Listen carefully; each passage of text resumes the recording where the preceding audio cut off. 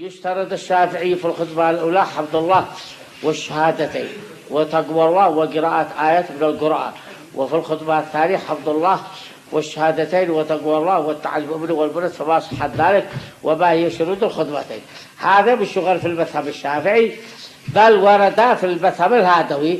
ففي متن الأسار يقول أنه يأتي بالصلاة على النبي صلى الله عليه وسلم يعني ويشهد الحمد لله لا بد فيه، لكن جعلها واجب صاحب الأسهار، والوعظ والإرشاد جعل مسنون.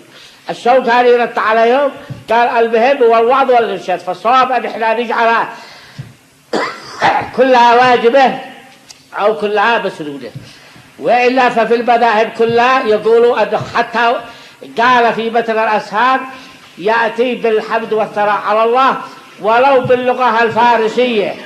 قال في الهامش الشارح وهو أن يقول شابشا دخوا برل سلقزل شاهي بدن. قالوا ومعناه الحمد لله رب العالمين حمدا كثيرا طيبا.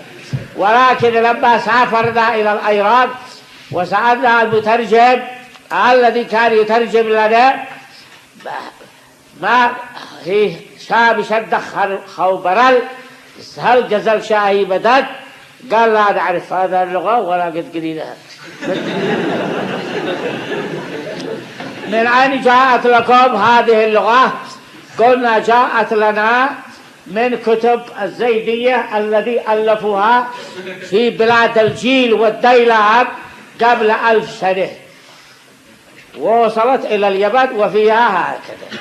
وفيها أيضا أن الطلاق بالفارسية يقول زوجته بهشتم إيزني أي أنت ضالك، قالوا بهش معنى الجنة وإيزني لا نعرف معناها.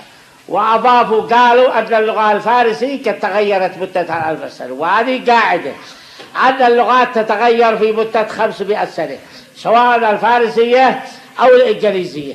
قالوا لو يجي شكسبير الشاعر الإنجليزي الذي عاش قبل 400 سنة أو 500 سنة الآن لا يستطيع ويتمكن من المفاهمة مع الإنجليز المعاصرين الأول.